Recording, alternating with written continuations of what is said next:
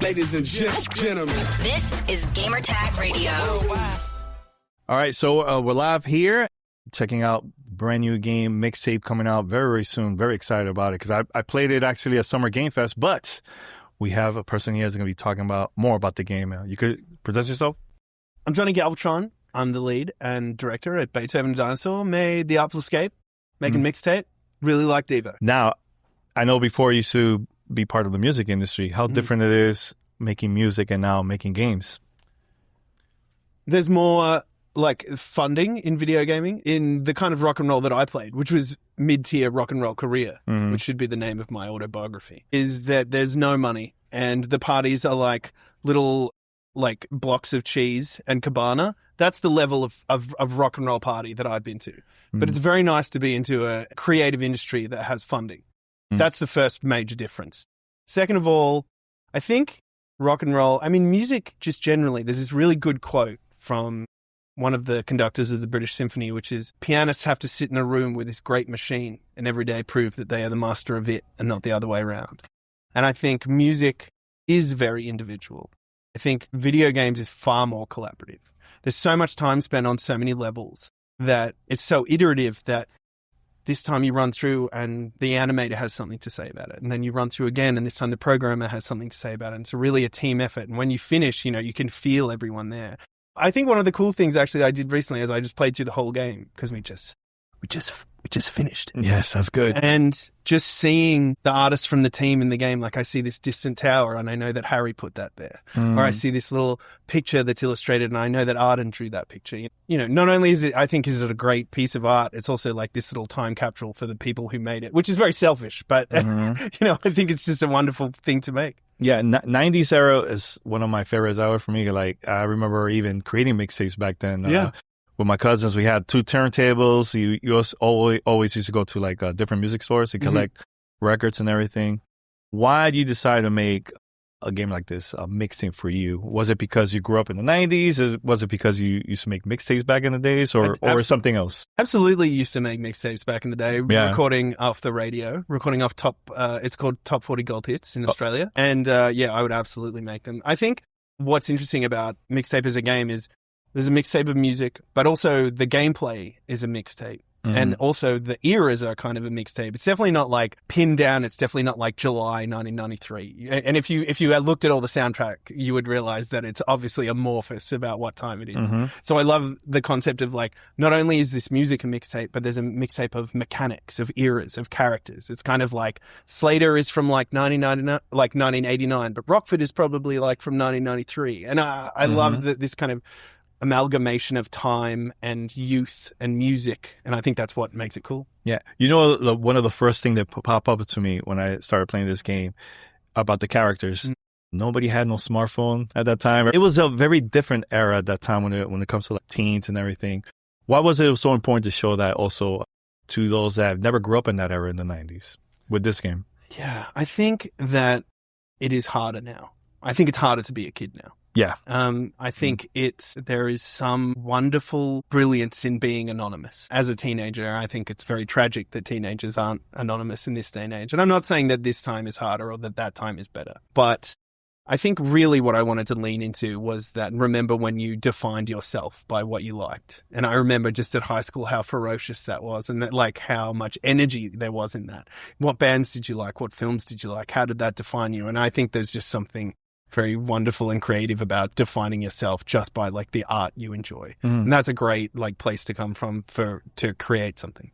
Yeah. While working on this, when you created the game, was it more about the story in the beginning or was it the music first while developing this game? Music first. We did this because usually a game has a vertical slice, which is a very singular to show the loop. But Mixtape is different because there's different mechanics for every song. So what we did was we made a horizontal slice, which was a shitty version of the whole game, which was worked together by like Rahman and Woody, who's our tech lead and our producer. And making a really long, shitty version of the game is so good for pacing, especially in a narrative-based game. So we would like sit here and we'd be like, okay, what if we put Roxy music here? What if we put Devo over here? How does that change the story? And then once that came into something that was like coalesced into something that was cool and stylish and paced out well, then we would go through and like, if we need to add a little bit, we added the BJ Thomas song because we wanted something that was like counterintuitive, like juxtaposed to a very sad moment to have this like 60s ballad playing, you know. So I think it was a great experience having that slice and being able to rearrange it and making a story. Did you have like any songs that originally was part of the plan and then maybe for different reasons, you know, it didn't get, you know, I never asked for any Pink Floyd or Led Zeppelin songs. Okay. And I probably would have, but I thought yeah. I remember the person we talked to who's the musical supervisor saying like, you know, I've asked Pink Floyd and they've turned down millions, not million, millions. And I was like, oh, okay, well, I'm just happy with Devo. Thank you very much. I don't know if I'm allowed to say that. That's all good. You don't have to say. You don't have to say. There was one band that was like, they wanted tons of money. And I was like, not for you. So which one was the one that when you got that first green light, you got that track? Which one, like, okay, this game is going to come out really, really good with this? Yeah, the two that I got that were early on that really blew my mind was That's Good by Devo, because I'm a huge Devo fan, and More Than This by Roxy Music. And just as a side note, I loved ringing my dad and telling him, like, we got Roxy Music. Roxy Music is going to be in the game. And he was just like, oh my God, did you meet Brian Ferry? I'm like, doesn't work that way, Dad. But it was pretty cool. Yeah, those two songs. And then we used them in the first trailer as Devo but just an immense privilege to work, to have that music at your disposal. Like you're making something and behind it is, you know, Silverchair, is Joy Division. That's part of the art that you're putting out. Immense privilege. Slater and Cassandra. Yeah. Rockford. Is the main character. Okay, awesome. So is this based on a true story or this is something that... Oh, I've done way worse than this. Yeah. I've done all of these things that are in the story. And drawn also from the team, we would write down like all of the mischief that we had got into and decide which ones would make the greatest levels and which ones would tie with what songs. I really love... I know some people, it's a turmoil to make video games. I'm absolutely joyful when making video games, and it was just great. It was an amazing experience to make. Which song represents the closest of each character? The songs that are in the game. That's great. I think Teenage Riot for Cassandra. Okay. By Sonic Youth. I think Slater would be one of the tracks off Dark Side of the Moon. It'd be Breathe. And for Rockford, I would have... She would listen to her like main theme would be like something by Swans or some like noisecore band or something like that. That's what I have for her. I think maybe like Oingo Boingo, something like that. She would have to be left of center, like to be like that side project Danny Elfman stuff, something like that. Yeah. The feedback has been great. I remember seeing the trailer for the first time. I'm like, oh man, this is like my era. I can't wait to play this game. And I played already twice. Yeah. And every time I play it, also my wife is super excited for this. Oh, sick. Yeah. So, I mean, there's a lot of people that are also very excited about this. Like, how prepared are you like to get the feedback from everybody? They're going to play it for the first time once it releases. That's interesting, isn't it? It's been a long time you guys worked on this project. Yeah. I mean, 3 or 4 years. So, yeah, it's a weird way to live, isn't it? You have this like time where you're not allowed to talk about it, and we're all, you know, video game developers are nerds. We hang around and talk about films that no one watches and games that no one plays, and you're so insular for so long, and then suddenly you're very public for a very short amount of time. It is a really interesting kind of way to live as an artist. Am I ready? No, I'll never be ready. I'll read all the comments, make myself sad.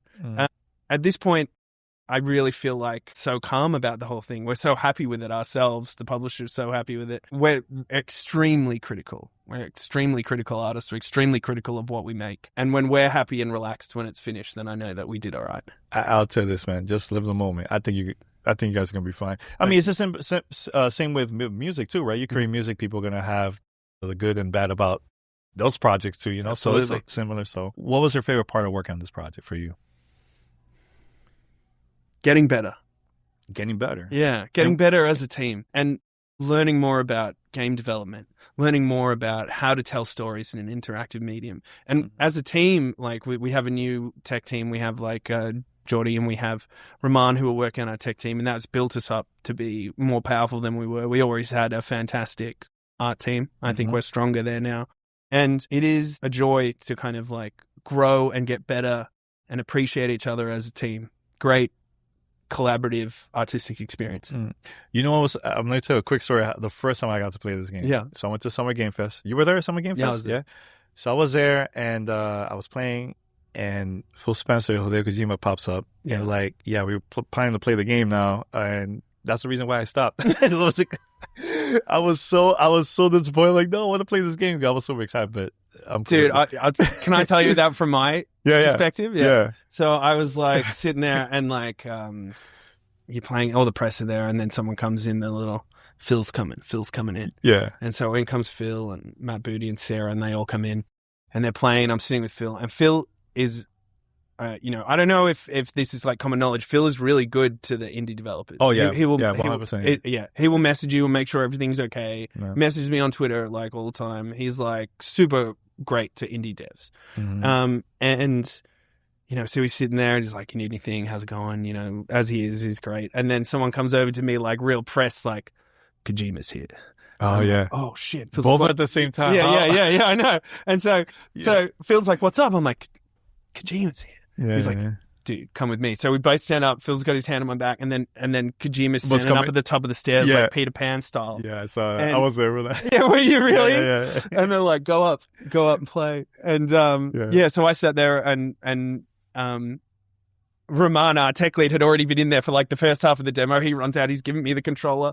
And so I'm playing for Kojima and telling him about the game and stuff. And then he gave me a big 2 thumbs up and left. And it was like, and then all the film crews go out and I'm like, wow, that was a really weird experience. I mean, not that many people could say that, Yeah, I had know. the opportunity. So it was really cool. very super cool. I think that's a good sign for you guys. Good I sign. think, yes, it is a good omen. Yeah. Awesome. Now, for you, when was the first time you created your own mixtape? I remember Australian bands that you might not know. I would have taped Weir by Killing Heidi, Australian band, and the song formerly known as by Regurgitator. I remember 2 of the first songs that I ever would have taped off the radio. Oh, nice. See, I would use the 60-minute cassettes. Oh, yeah. Then I'll get the 90, and then I remember the 120 version came out. I'm like, okay, this is the one for me. Longer version. Yeah, guys. Still to this day, I still have all my cassettes from. Yeah, from really? That. Yeah. I was going to bring it over here, but I'm like, I totally forgot about it. I wanted to show it to you. Look, that's very cool. Yeah, man. Now, usually mixtapes is this, volume 1, volume 2. Is it gonna be like that? Something you don't have to say, but I think my answer is it won't be the next game. The what? It won't be the next game. Okay. But I'm not saying we won't come back. Okay. It won't be the next one. Cool. I was checking out the Q&A session, and you were telling a story how you got connected with Annapurna. Can you briefly talk about it? I think it's fascinating story. I bullshitted my way into the industry. I mean, that was the grind. I see that as That's the best way to do it, man. Yeah. So the game had gone on the front page of Reddit. That was like how that story starts. Oh, really? And interesting. Okay. It was just a demo I had. Do you know what? It wasn't even a demo. It was just it running in engine. It wasn't you couldn't play it. Okay. And Annapurna rang me up. They saw it and they said, "Hey, tell us about this game." Like, and I had a meeting with them. And then they called me back a few weeks later and they said, "You're going to be at PAX in Melbourne?" I'm like, "Yeah, absolutely. Got a table, got a demo. Come down. I'm ready to go." Total bullshit. You just want to get in. Just lied my ass out. Yeah. And so we got, I think, the last table at PAX. We had 3 months to make the demo. We made it in 3 months. We'd been up for 2 days, I remember, on the floor, so we were just dying. And then Hector and Nathan rocked up and played the demo at 11 o'clock on the first morning. Took me out for lunch, got the deal. Did you have music in there too? It wasn't official, but... this is for Artful Escape, so yeah, it was all it was a full 20-minute demo. It's actually a really good demo. Really? Yeah, it's really good. And then Artful cool. Escape obviously grew a lot in the years following that, and then obviously came out and did well. How long ago was that? 17. Wow, that's crazy. Yeah. Now, do you see this becoming a TV series or a movie series if you have an opportunity in the future? Yeah, like this? I think it has a really cool story, Thank you. Yeah, I've had some meetings about it, which are cool. Yeah. They're so fun. And people do Hollywood pitch meetings. Yeah, I was like, we get Chris Nolan. Yeah. I think Chris Nolan's the man for this game. Yeah.